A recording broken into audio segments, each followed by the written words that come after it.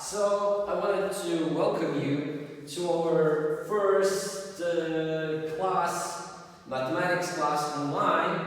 But actually, as you're seeing this, we're going to start here from the beginning. So we're actually going to cover also everything we covered in lectures before. Okay, and we're going to start the same way with basics. So the first thing we're going to do is classification of numbers. So we're gonna name each main subset of numbers, so we are sure that we know all proper names and we know how to divide numbers. Okay, so if we have numbers like starting from 1 to 2 to 3 and so forth, we call those natural numbers. Now, if I'm going to take this set of numbers and I'm going to add one more element, we're going to have whole numbers. Then I can extend this set even more, also by adding discrete numbers. What this means you will learn a little bit later. But now going in the opposite direction. So we start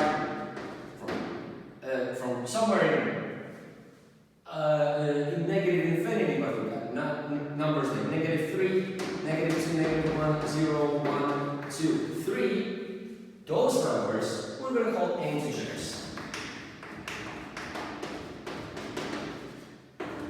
Okay, so look, what have we covered? If we would have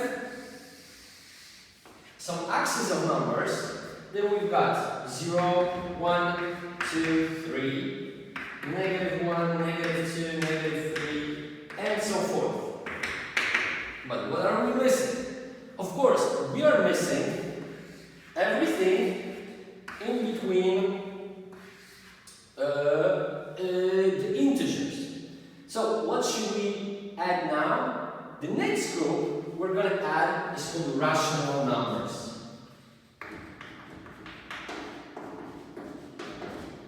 Look, rational numbers, well, name comes, we can conclude what are rational numbers from the root of the word rational, which is ratio. And look, rational numbers are numbers that can be expressed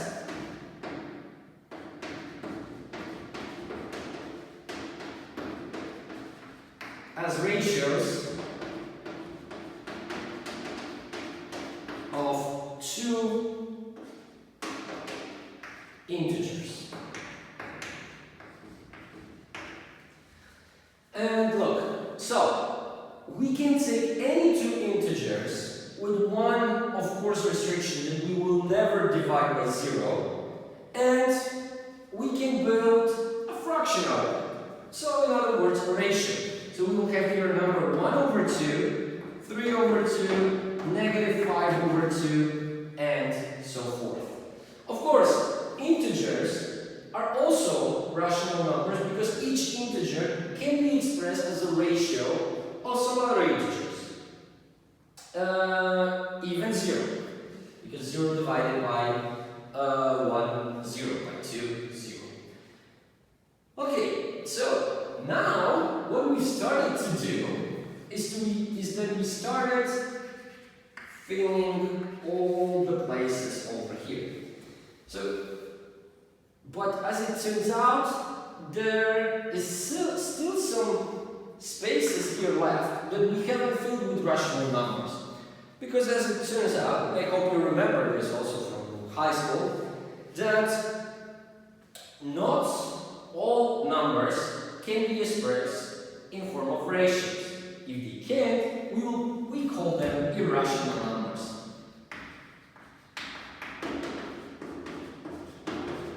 Okay, what is the example of a number like that? Well, the easiest would be square root of 2, square root of 3, but of course there are some more members of this family, and I want to discuss two of them in extreme detail. The first one is pi. Well, I hope you all remember that pi is approximately 3.14. Now, the more important question is what is pi? And the best way to explain it is, of course, to refer it to a circle. So let's imagine that this is a perfect circle. And let's see, what do we have in this circle? The line from the middle to the side we call radius.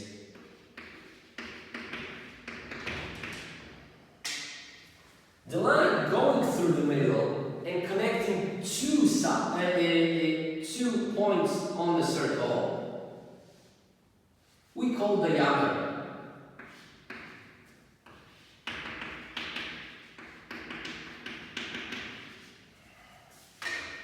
And finally, the line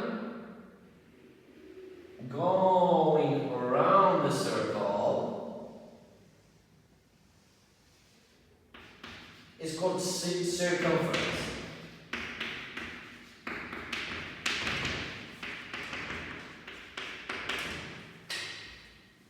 Now, how do we obtain pi? Well, the Greeks found out that if you take any circle and you measure its circumference, then you divide it by diameter of the circle. This is how much you will get, pi. So approximately 314, but of course this number cannot be expressed as a ratio, so it goes so it goes until infinity. But of course this is its meaning, and this is how we obtain it. And as you will see, we will use it also quite often in different economic applications. Okay, the next number that is extremely important for economics is called E. E is approximately 2.72. But what is E? Well, this question is a little bit more complex, but we can explain it very easily using an economic example. Okay, so imagine a situation like this. You've got $1. Interest rate in a bank is 100%. Of course, 100% is a total, so I can simply write it as 1. And now look, imagine that the capitalization of interest, so the time after which bank adds up interest to your account is 1 year. How much money will we have at the end of the year? Well, this question is not very problematic. It's just $2. But how do we get this output? Look, first, let's just denote the amount of money we will have after a year by V. So, this will be $1. Now, if I put money into a bank, I will still receive my original dollar, right? Plus, we need to add the interest to it. The interest is 100%. So, of course, after a year, we've got $2. Okay, now, let's just say the situation changes slightly. We still have $1, but now we have interest rate, half a year interest rate. So after half a year, you are getting additional 50%. Or in other words, 1/2. But also in this scenario, we will have two capitalizations. How much money will we have at the end of the year now? Well, definitely not $2. We will have more. How to calculate it? Well, again,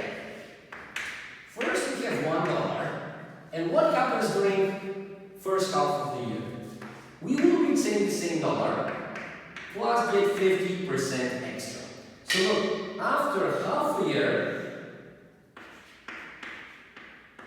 we will have $1.50. And now look, over the next half a year, we will get some additional money. But first, of course, we're gonna retain this $1.5, but we're also gonna have additional 50% out of this $1.5. So look, in other words, I could simplify it.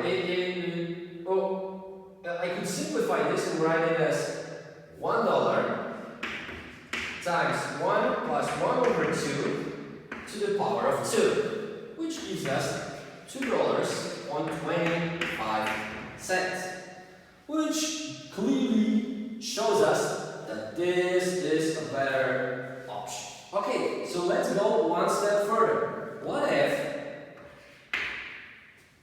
we would have $1, quarterly interest rate would be 25% or 1 over 4, and we would have 4 capitalizations. Well, at this moment, I hope you figured out the formula, how we can calculate it. All I have to do is to take my $1, multiply it by 1 plus 1 over 4, and of course then repeatedly multiply it by 1 plus 1 over 4 3 more times. So we've got 4 over here, and this gives us approximately $2.44. Okay, but let's go even deeper. Let's just say that now we still have $1, but interest rate has fallen to 1 over 12, right? It's approximately 8.3%. And we have, this is monthly interest rate, and we have 12 capitalizations. How much money will we have at the end of the year? Well, we will have 1 times 1 plus 1 over 12 to the power of 12, or approximately $2.61. Okay, well, let me just erase this. We already know the formula, so we'll just keep it this way. Okay, and I hope you can actually see what is going on over there, but let's move further. Look, what now if we still have $1, but interest rate is, daily interest rate is 1 over 365 days, 1 over 365, and we have 365 capitalizations. So, how much money will we have at the end of the year? We will have $1 times 1 plus 1 over 365 to the power of 365, which is approximately 271.5 dollars. Okay, and now let's go further. Let's just now say we have $1. Interest rate is based is calculated on the hourly basis. So we've got 1 over 8,760. This is the amount of hours in a year, assuming, of course, you have 36 days. And then we have capitalism. So we in turn have 8,760 capitalizations. At the end of the year, we will have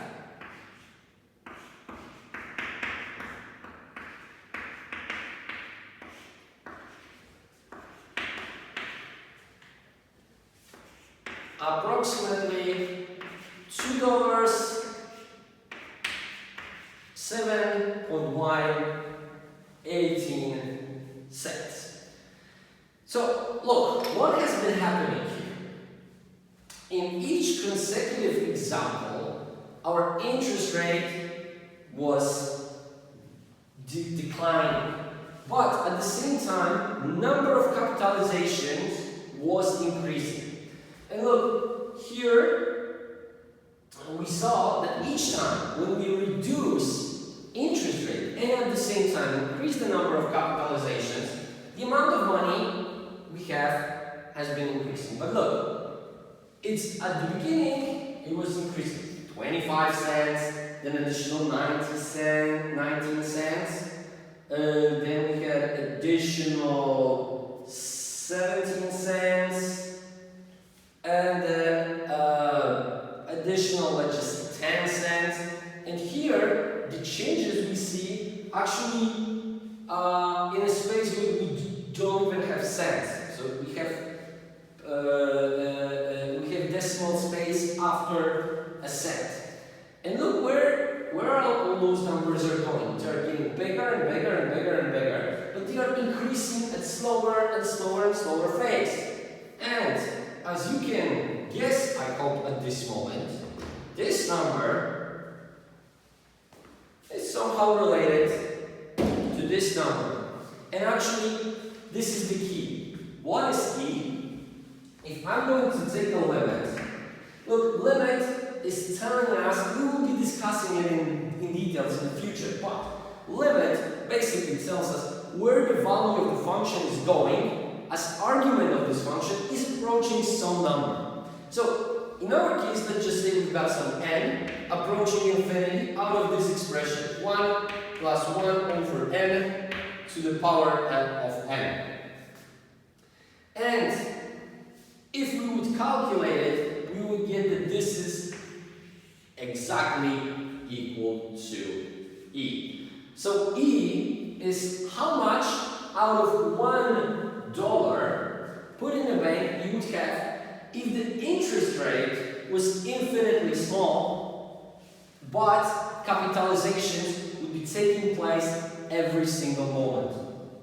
Actually, more often than nanoseconds. But this we cannot get in this situation more than $2.72. Okay, so now that we covered the E number, we are ready to combine those two sets. Because look, first thing we've done is that we had integers. Then we started filling the places with integers using rational numbers, generally fractions, and of course we couldn't fill every single place in between integers with just those numbers, so we also needed to use irrational numbers. Now we've covered all the places. Now if I'm going to now take rational numbers and irrational numbers, add them all up, I'm going to get real numbers. Now, look, why do we call real numbers real? Because in some or other form, they appear in reality. What do I mean by that? Well, look, natural numbers, you can calculate fingers, right? 1, 2, 3, 4, 5. Of course, you can calculate other person's fingers as well to get to the big numbers. Now, if you cover all the fingers, you've got 0 fingers. Now, when do we see negative numbers? Well, look, if you have an elevator in a building, and the elevator is going above the ground and below the ground, you can think of positive numbers as going up in the building, while negative numbers going to the floors below the building. Then, what about rational numbers? Well, here we need to add some fractions. So look, those are simply parts of other things. Now, irrational numbers, can we see them? Look, of course, we can have a side we can have something that has length square root of 2, square root of 3. We already seen that actually pi is associated with circle. Those are all the numbers that somewhere in the reality we can see basically with negative I. But sometimes, as it appears, we need to use some numbers that do not really exist. In this case, we are using a set of numbers called imaginary numbers.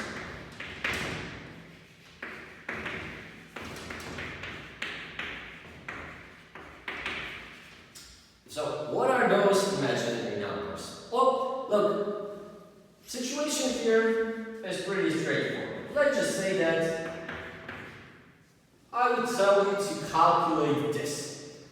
You should, after everything you learned from high school, you should say, no, we cannot do it. This has no solution. This has no solution because 3 times 3 gives us 9. Negative 3 times negative 3 gives us 9. So it's impossible to get a number that if I multiply by the same number, I will receive negative 9. But as it turns out, there are some problems in which we actually need to calculate square roots out of negative numbers. In order to do it, we use imaginary numbers. But actually, there is only one imaginary number. Well, imaginary number is this. Negative square root of negative 1. What does it mean? Like, look, we have not calculated how much is e. We don't know. All we know is that we've defined that I is square root of negative 1. Now, why do we need just square root of negative 1? Well, look, this is pretty easy. I can easily rewrite negative 9 as 3 times 3 times negative 1, right? I can write this as 3 times 3 times square root of negative 1, which gives me at the end 3 times I. So look, any square root out of a negative number can be expressed in some form with I. Okay, so now look, imaginary numbers, imaginary number I does not exist, right?